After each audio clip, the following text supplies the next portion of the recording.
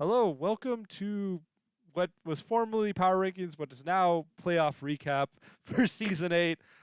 Here with me, I have Miss Mag. Say hi, Miss Mag. Hey, what's up, gamers? And also we have Panda. Say hi, Panda. Hello, guys. So with this, we're going to kind of discuss the wild card rounds of playoffs, go over all the matches, what happened, and then discuss the upcoming week of playoffs, which is the quarterfinals. So let's get straight into it. So here are the results, and we can start with the first match, which happens to be mismatches match, which was the which you were able to win 2-0. So I guess we can throw it straight to you, Miss Mag. What were your thoughts on the match? So going into this match, I have to say I was not initially the most confident of all of the seeds possible, or the matches possible. This is the one I didn't want to pull because it was pretty much a mirror match. Like we both had a lot of the same tools to have from a prep perspective. So it really just came down to playing better. And I can admit DJS is on the whole a more consistent player than I am. So taking the 2-0 was both relieving, exciting, and a little surprising, all in kind of the same breath. But I just realized that like I really needed to keep him pressured on offense so he couldn't do what he wanted to do, and that's kind of how I approached both of the games in the set. And the first game was actually really close. Literally came down to bone ring hitting or not. So he did a great job. I love some of his texts, but very happy with the 2-0. Oh yeah, they had some cool text for people who didn't see or don't remember. They had eject button Rillaboom so that they could eject into some mons like Driftbloom, or and also just to get the fake out.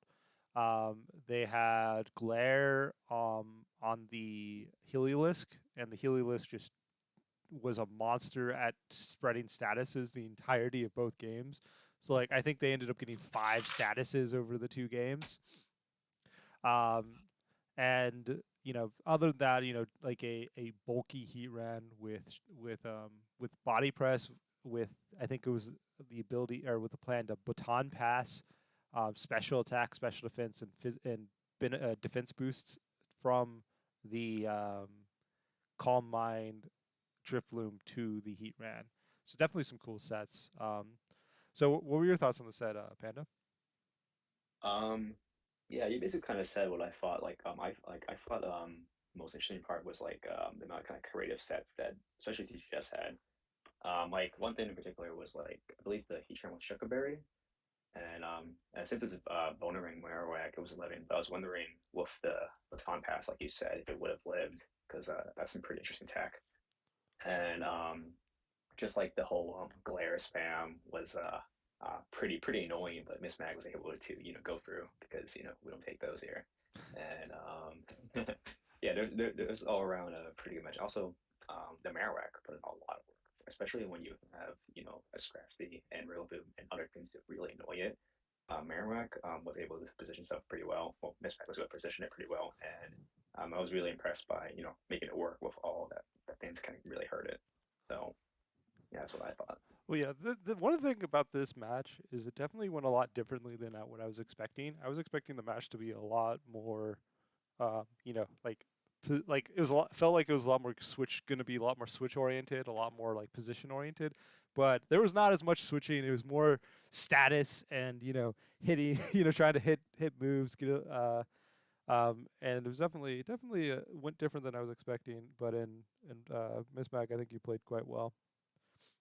Well, thank you. Yeah, no, it was definitely a fun match, and I think speaking on the how it went differently because I also geared myself up for a precision heavy match.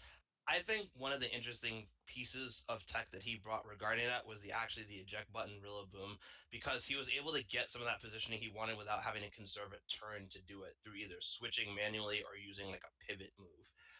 But at the same time, it made the Rillaboom a lot frailer because it's not holding like an offensive item offensively or a defensive item like AV or Yachi. So I think that kind of played a role into it as well. Hmm. Yeah, Japan was cool tech, but I don't think it was the most ideal item. But it was a good like kind of like a game one kind of thing. But I remember game two, like it just dodging air slash from Torin. So probably not the most ideal thing, but still cool tech. Well, yeah. But yeah, and then I know you, Jellicent, you've been liking did a fair amount of work in game two, despite having a Darkmon and a Grassmon with grassy glide, and I'm assuming dry skin Heliolisk as well. so Yeah, Got the got so a that pretty important burn. yeah From what I remember. yeah, no, yeah. The Scald burn in game two was definitely really big, but at the same time, it's funny because that burn was big. But like, if I had read that he was just going to do fake out and glare into instant, like he really hard focused the instant, and I was not expecting him to go that hard because that first turn of game two was a super free trick room. If I had not protected, yeah thinking I would get doubled up in the other slot. yeah oh yeah, but I think part of it they just said I think they just decided they didn't care about Trick Room because they're like grassy glide deals with their Trick Room mon, which does to a certain extent. But with that, I think we can go to the next match, which was Rebellion versus the Alola Araquanids, in which the Araquanids were able to win 2-1. Ended up being a pretty close match. So I guess I'll start with Panda. What were your thoughts on the set?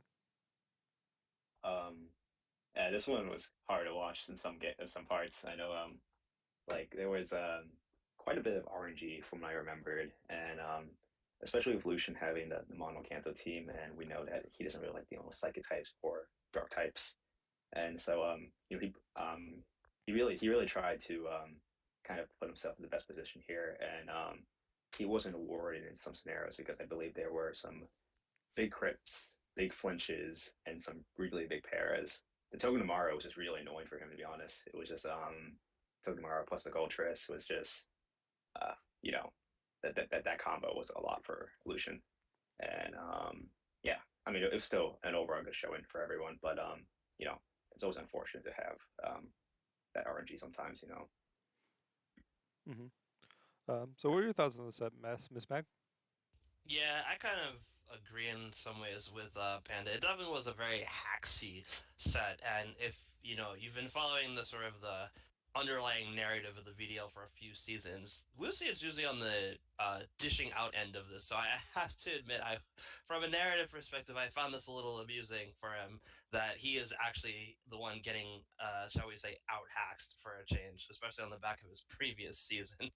But at the same time, I think the biggest thing was like, I think the biggest hacks for him was really that first game because like once he missed that first scale shot with the Dragonite, like it kind of just started to spiral from there. Game two, he definitely played really well. That Tangela power swap tech really put KJ in a tight spot.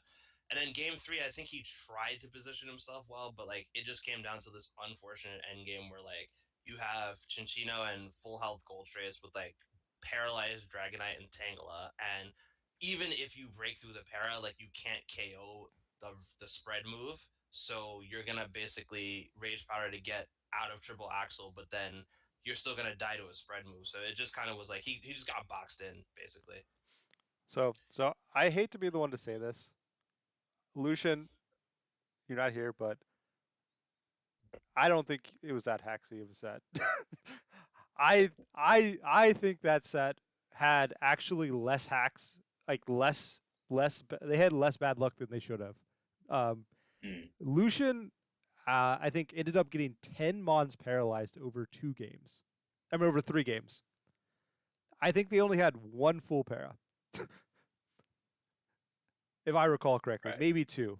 That and all the games went pretty long. They were like most of the games were like 5-6 turns with 10 Mons paralyzed.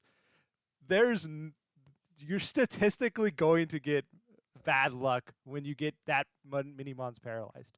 In addition, the one of the big flinches I think that occurred was when they got one of their Mons got Ironed Head, was paralyzed, and got hit with a Fiery Wrath. That is Yeah, yeah, Yeah. Okay. that was pretty like bad. there's like the you are I think I don't I'm doing quick math in my head, but that's like a 70% chance of not moving. Like it Yeah. is like I think the issue was that the Toga tomorrow just made everything not go well for them because everything was stuck randomly with a chance of not moving because of getting full paired. In addition, everything was outspeeding, and they had multiple moves that are either multi-hit from the Cincino, or have flinch chances, which make it increase the odds of this. And so I think that's kind of what ended up happening, whereas Lucian was not able to quickly enough deal with the Togedemaru, largely because the Araquanids paired it next to Mons that were must-answer threats.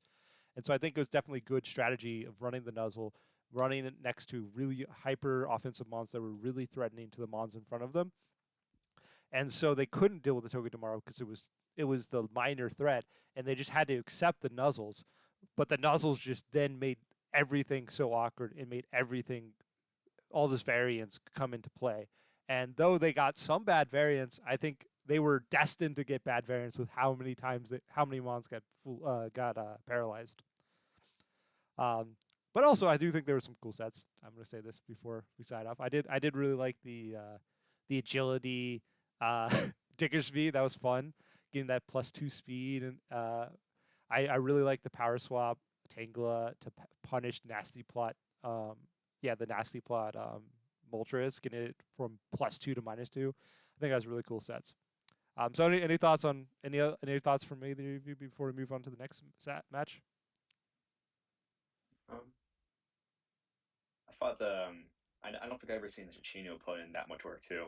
I think it got a killed a Gengar and it had a bunch of other things that was kind of annoying for him. And that's my first time actually seeing it do well. That's something I want to point out. But yeah, besides that, it was a sets are cool. Oh yeah, I think the fact that it outsped their entire team was so big, and the fact that it one shot a lot of their big threats in Dragonite and Gengar was also really bad for Lucian. Yeah, I'm inclined to agree. Like I said, for me, I think only really the first game on its face just looked pretty bad, like hacks wise. But I do think the second and the third were definitely winnable, and I think the third actually I think he over focused the Togedemaru, which then allowed the offensive threats to put him in that end game position where he had just the Tangela and the Dragonite at the end of game three there. But KJ and the Iraqo just didn't make it easy, and neither did Lucian. So it was a good set. Yeah. But with that, we can move on to the next one, which was my match, Sting like Rabambi against MK Mimikyus, in which I was able to win 2-0. And in addition to that, I was the only second seed to win this week. Oh no. So not looking great for those high seeds, Panda. I guess, but yeah. Do either of y'all want to start with my match, or should I? Um, yeah. I mean, I think everyone already knows, but Mr. Rhyme, Mr. Rhyme has been really good for you, and with the weakness policy, I think you really utilized it really well this week. And landing three focus blasts in a row was really impressive. While it is 70% accurate, landing up three in a row is pretty lucky. But yeah, it was still really cool to see. I don't think I've ever seen that many focus blasts land, but yeah, it was still it was still it was a really good showing. Like it just dealt with his team really well. Yaksha's team is relatively ice weak anyways, so I think you had a overall pretty solid matchup. But I think Yaksha had some pretty yeah, he had some pretty good tools. If he missed the focus bus, I'm not so sure how much that would have changed the game around because Mr. Arm did kind of it really ate his team up to be honest. But yeah, it was just a really cool game. Mr. Rhyme is putting the work. It's always fun to see, and yeah. Yeah, no, Mister Rhyme with the policy to really punish those snarl boosts was, I think, absurdly excellent prep on your part because well-known Feeble users end up like it doesn't do a lot of damage on its own, but its biggest skill is just chipping stuff down and then spreading the debuffs or punishing really physically leading offensive Pokemon with like foul play. So I think that was a great piece of prep. I also thought the weakness policy Feeny uh from the Mimikyus was also a good piece of prep. It was actually kind of funny that it was sort of like a battle of weakness policies and how it played Yeah, out.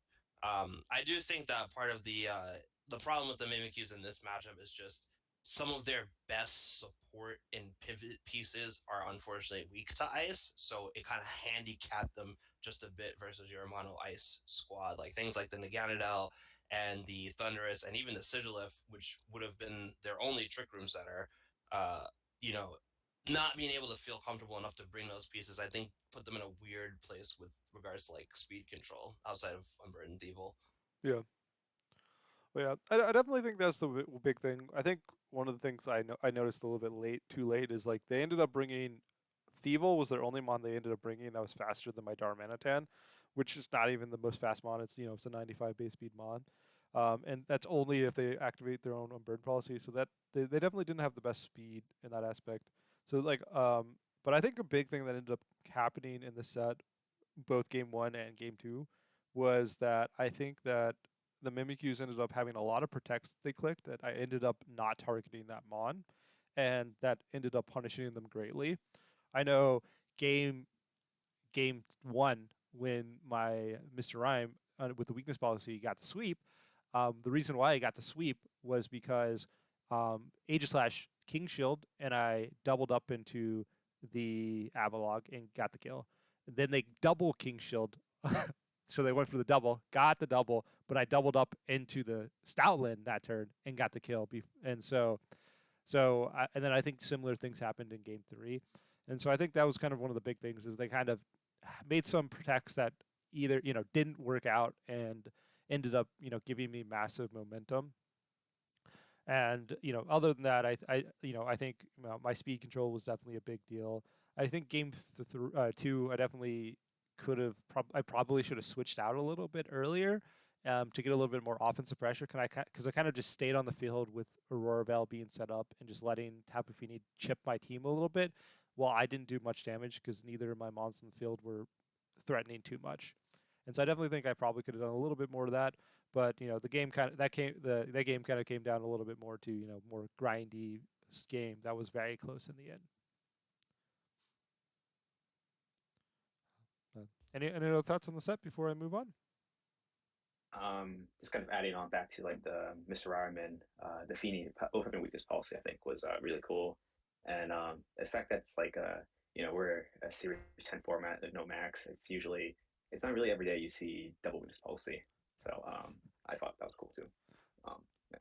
Oh yeah, it's definitely interesting because yeah, it's double weakness policy with exclusively with the as a as a tool, like a defensive tool, without the like any sort of like procking your own weakness policy stuff. You know, like for I think I said in my video, it's like the big. I didn't bring it because I was expecting to take flash cannons and then punish. It was I hated. I didn't want my rhyme to get snarled to get my special attack drop. So I'm like, how do I not get my special attack drop? I'm like, well, weakness policy because snarl's super effective. No, you're a smart brain for sure. Yeah.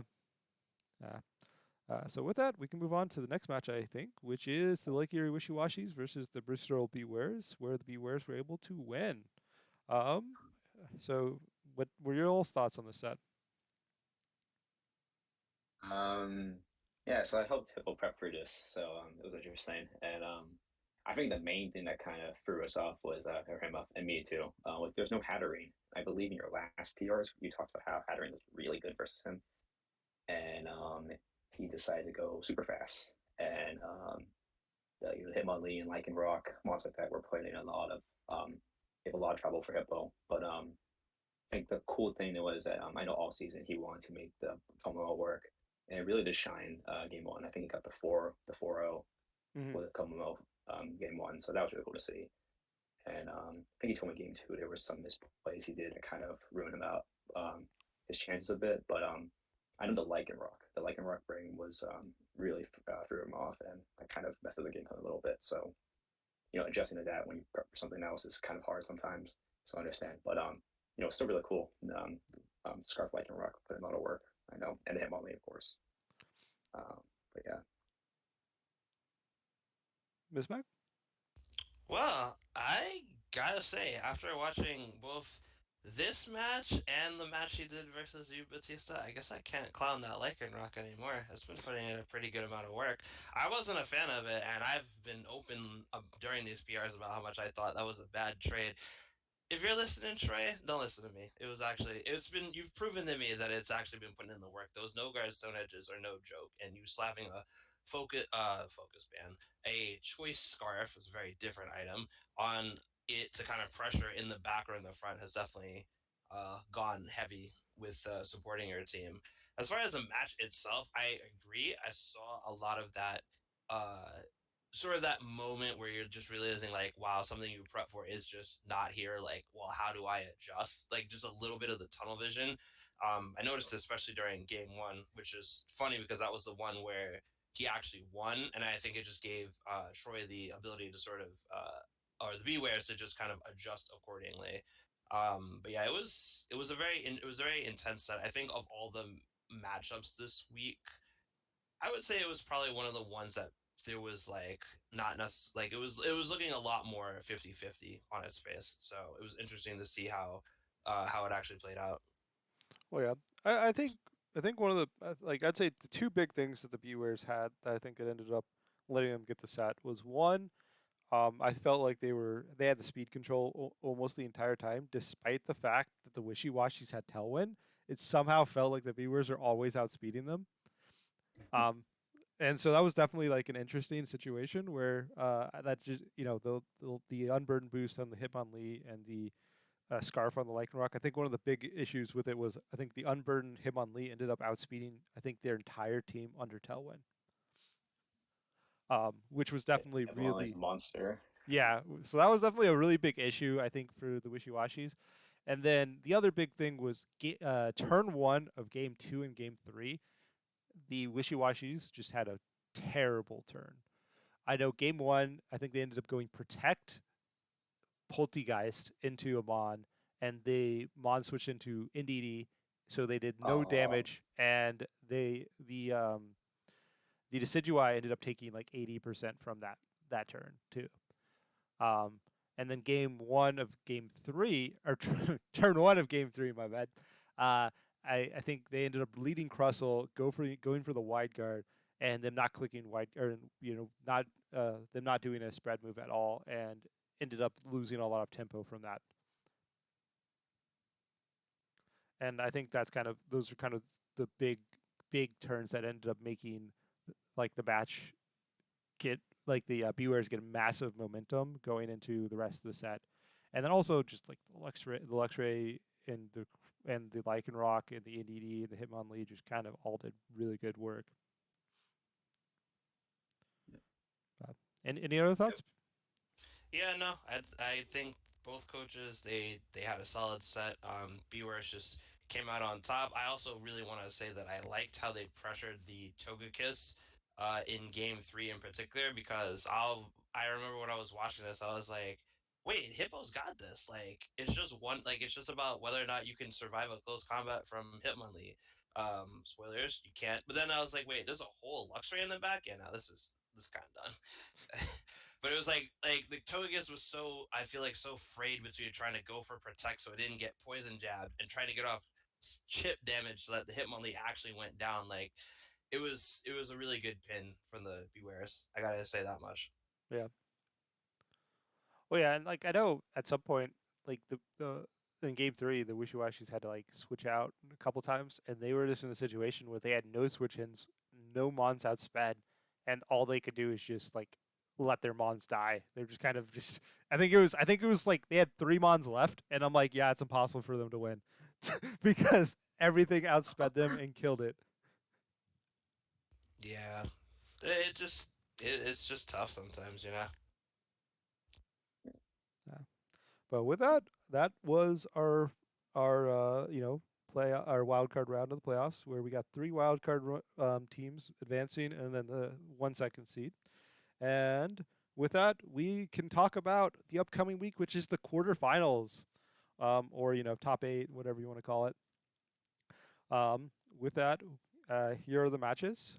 We can see the top left is myself against the Bolden Bashers. Bottom left is you Panda against the Bewares. Bottom right is you Miss Mag against the Vienna Vaporeons. That's not right. I'm Yes, Nope. that's not right. I'm Uh, actually facing Brave. yeah, I don't know why this is messed up. It's okay. It's right on the next slides. And then yeah, the Arachnids are playing the Vaporeons, and the Miss Mag is playing the Melodics. So I guess we'll just go to these slides, which is the next slide is this is my match. Sting like Rabombi against the Bolton Bashers, and here's the teams, the matchup on the field. I guess I'll let y'all talk since it's my match. I don't want to say too much, but any thoughts on the matchup? Rematch. We talked a little bit before we recorded. Those are always fun, right? They're Yeah. not fun. Especially since I think you mentioned before how you are a mono ice team and your tools are a little limited. So um, like he's more of aware to what to expect, because you have limited tools, and even though your tools worked last time, he can have a better idea. And rematch is always tricky since you won, you don't know to change up or not, and you know it's gonna be interesting. Even though I believe I think it was a solid matchup to be honest, because Ice does look pretty good versus Goomer, but now that Goomer kind of has that knowledge from beforehand, I'm curious to see how he changes it up to adjust. Yeah. You know. Yeah, no, that's fair. Rematches, I think, are always tough for the victor because in a lot of ways you feel pressure to find a secondary win condition. Whereas there is technically nothing stopping Goomer from running the same exact pace if he felt that it worked out well and just either getting luckier or playing more optimally, depending on his perspective. I think that's just a general sort of culture around having to do rematches in playoffs in general. That being said, I would agree with him because he did actually mention in the like the main chat that he has like one of the worst, if probably not the worst from his perspective, matchup into your team. I think he's right. Just like no fire type, and no disrespect to Kling Kling, but I've used it in a different league. I'd give it 3/4 of being like an actual steel type because its best steel move is literally inaccurate. So like that's not fun. But on the bright side, it goes through sashes and all that fun stuff. That being said, it is Goomer, and Goomer is not a two-time champion for nothing. So I think that augments the power of this rematch, like the power that he gets to freely kind of change up after seeing what you did and lean on a lot of that. I think will make this a very interesting match. Yeah. On the flip side, I think your team matchup into his team is just pretty honestly pretty good. So yeah, Oh yeah. So I agree with what y'all said. If I looked exclusively at the team compositions of the top of all the first seeds, which are the teams I could have played, this is the best team composition match. However, this was the only match I did not want to play personally because I did not want to play Goomer, especially after having beat them in the regular season this exact same two teams. So, we shall see if I can, mix it up or keep the same things, and if they can mix up or keep the same things, and who can come out ahead this next time. But definitely a little bit tricky, Like I do like the fact that they have exactly one ice resist on their team. That is helpful for me, and I do like the fact that that their best offensive Rockmon is Shuckle, and their best offensive Firemon is Wheezy. but yeah, but yeah. But with that, I think we can move on to the next match, which is yes, this I did this right this time. Yes, Miss Magical Marauders versus the Migrating Melodics. This one's right. So I guess we'll start with Panda. What is your thoughts on this matchup? Um, yeah, I think this one's cool. I mean, if I'm not mistaken, I believe you guys help each other prep now and then, right? yep, So, we do. yeah, so that's always gonna be fun. You guys know how you guys should play, and it also since you guys know each other, it's gonna make a good dynamic, and I think it's a good match. But just based off the match itself, this one's kind of interesting to be honest, because the Ensign, I think, is kind of key here. It does disrupt. Like, I believe Brave has like mostly physical threats, and Ensign does pair pretty nice versus that. But he does have ways to deal with it, like with that Hitmonchan and stuff, and like things like that. I believe it's going to be a game of pivoting and kind of, or either Brave kind of out like office thing, I guess, because it needs a lot of bulk. So I'm curious to see how this game goes out, but I'm sure it's going to be a good one. Um, Well, yeah, I think this the Melodics regular season champion, first seed team, they have had an amazing season. And I don't know why you, Miss Mag, said you wanted this was the optimal team you could play this round of the playoffs because it does not look like a great matchup for you. it doesn't look bad, but it definitely doesn't look like a favorable matchup at all. From so I think the Spectre seems very solid into a lot of your team, but obviously you got the Incineroar. I think the general idea is like you have answers to their big core, their Azumarill, Spectre, Volcarona, Garchomp, which is like the core they leaned on the most this season. But you also have a lot of your good mons are weak to that core, so you kind of need to be able to get into the right position, predict the right leads, or make good switches to deal with the offensive output of some of those mons. I mean, these are fair things, and to be fair, I never said this was the optimal team comp. I said this was the optimal coach that I wanted to face. I have never gotten to face Brave in a league before, so that was really the driving force. I obviously did not want to face Goomer for a second time, although of all the eligible rematches, I probably would have been I guess the better one because at least like a quarter of my team is technically different from when I first faced him.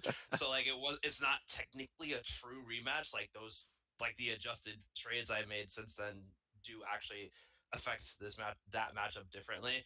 But the one team I really didn't want to pull was the Vaporeons. I'm not trying to play Lando Part Two. I'm sorry. I'm just not. So this works for me. I've always wanted to face Brave, and like Panda said, facing your friends is always fun. At least this guarantees one of us will make it to top four, right? See, Yeah, there's positives.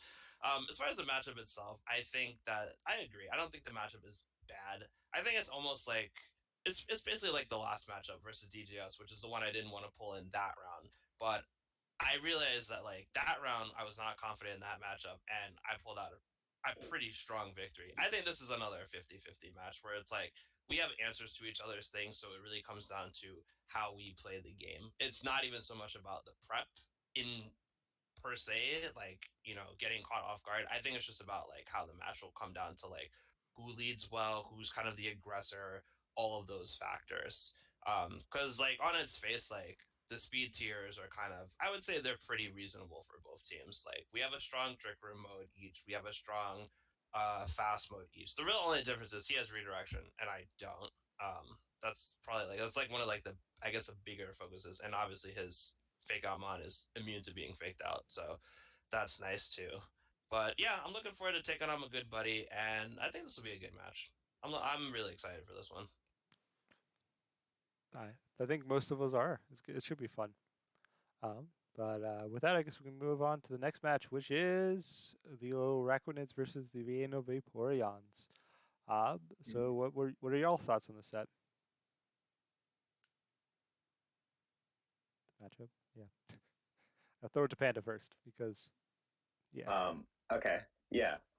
So the Unicorns was the only team that beat me in regular season, so that's cool. So I think I might have my vote for this. But by looking at the matchup, yeah, I also think they have a pretty decent matchup versus um, the Gold Trust team because you have things like Hail, the Persian. I think this would be really annoying for him because the Snarl spam, the fastest fake out, things like that. And yeah, that's gonna be pretty annoying. But yeah, I don't know what to say. Like, yeah, I think it's gonna be kind of a pretty annoying matchup because this KJ team likes the setup, and the Persian really disrupts that, and you also have the Timothy support from Orlando to get rid of the physical threats and things like that. But I believe maybe defensively he can try to like wall it out or something. But I think this is kind of a little rougher matchup, but I'm still curious to see how it'll play out. Well, I can say since I've been helping KJ prep, both last week versus Lucian, and will help him this week. I can confidently say this is actually the one team he didn't want. He was Yeah, not thrilled to pull this matchup, mainly because like we could speak plainly. Like the Persian is just an absolute menace. Like it speed ties with the fastest thing, and it's just insanely disruptive and bulky on its own, just with the fur coat, not even counting EVs or anything. So like that's just a pain. Like he didn't want to deal with that. And then you have just like a lot of really hyper offensive threats. And that's how the Vaporeons have been basically playing the latter half of the season, even before the 4 trades they did before they faced you in week 8, Panda. Like they're just putting out numbers when it comes to offense. It's scary. And a team like KJ's, like we've seen him set up all season. You need to give anyone time to do any kind of setting up. The real question of this matchup will be how much time will he have to set up to get in the position before Vaporeons potentially blow holes in this team. So I can't wait to see how this one shakes out. So that is fair. I definitely agree with all those things, except for one thing that y'all didn't state that I think is worth noting. Is that the Vaporeons has a really bad slow mode, and the Rakunids have a very good slow mode. So I Mm, and in addition to that, I don't think that the Vaporeons have like a great way to prevent Trick Room outside of faking out with the except for specifically the Persian. So I think that is one strength that the Araquanids do have is the ability is Trick Room as an archetype because the Vaporeons definitely do not seem to respect it as their team.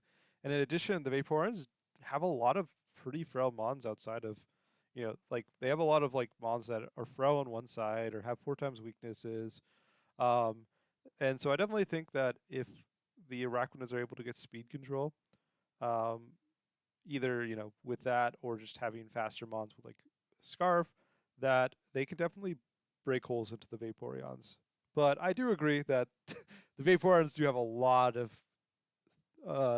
difficult things that make this difficult for the Araquanids. Yeah, and just sort of one counterpoint to what you were saying about the whole slow mode. I agree. The Vaporeon slow mode is essentially non-existent. Like it literally nothing slower than Lantern is.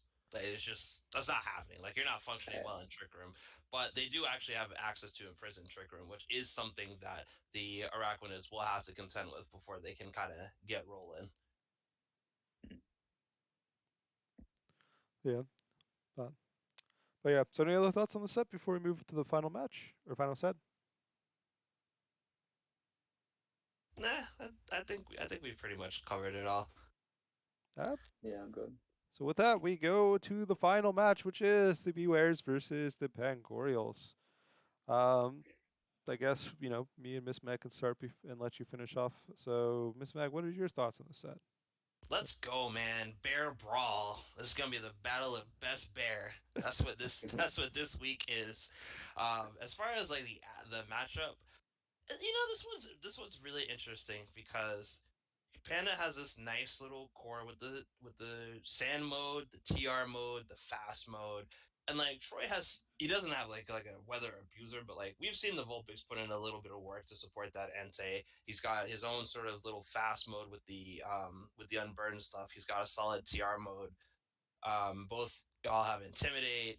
I think this is gonna be almost like I want to say like closer to 50-50 than I think I would have thought otherwise at first. I'll be curious to see which strategies you guys take because you guys have like even your speed tiers are kind of they're kind of even. I think the biggest thing here will be I think abilities will be kind of key because like you have some like Panda, you have some not nice stuff for things that Troy might want to do to like slow you down. Like the competitive is not nice, the defiant is not nice, like etc. Like no one wants to even deal with freaking mummy. You know what I mean? So Mhm. yeah, those are my initial thoughts. So out of like looking at the match, I don't know how I feel about this. Like, looking at Panda's team, I'm like I don't know how well their team deals with like a NDD Hitmonlee, which is like kind of the most common core of the Bewares. And I definitely think that's something that I'm curious to see how you're gonna plan to deal with. Um, I do think that your two big kill leaders of the look pretty good. Um, like Primarina looks very good into their team as a whole. They only have really one mon that has stab super effective damage into it, and a lot of their big threats don't take hits from the Primarina pretty well. I definitely think that But one thing, from when I played them, the NDD makes a lot of like the bulk beak and sand mode a little bit awkward. They also have the ability of Cloud 9. So honestly speaking, I feel like I would take the Beware's team in this match. What is your thoughts, Panda? Right. Um, yeah, I kind of agree with you. This matchup was a little bit tricky. I mean, I'm glad I got them because I did bench hippo, so that's always fun. But yeah, the Hitmonlee and the Trick Room stuff does make things a little bit tricky. But I have some, I came up with some ideas, and I think I have some cool tech to deal with stuff. And yeah, I don't know. It's the speed tiers are going to be definitely interesting because I do rely quite a bit on the sand, and I think that Hitmonlee is probably like the kill leader. It's definitely coming. I just got to figure out how to neuter it and stuff. So yeah, we'll see how it goes. Oh yeah, definitely interested in this one. I have confidence in you, but I also do not envy your position because I'm like I don't know how I'd prep against this.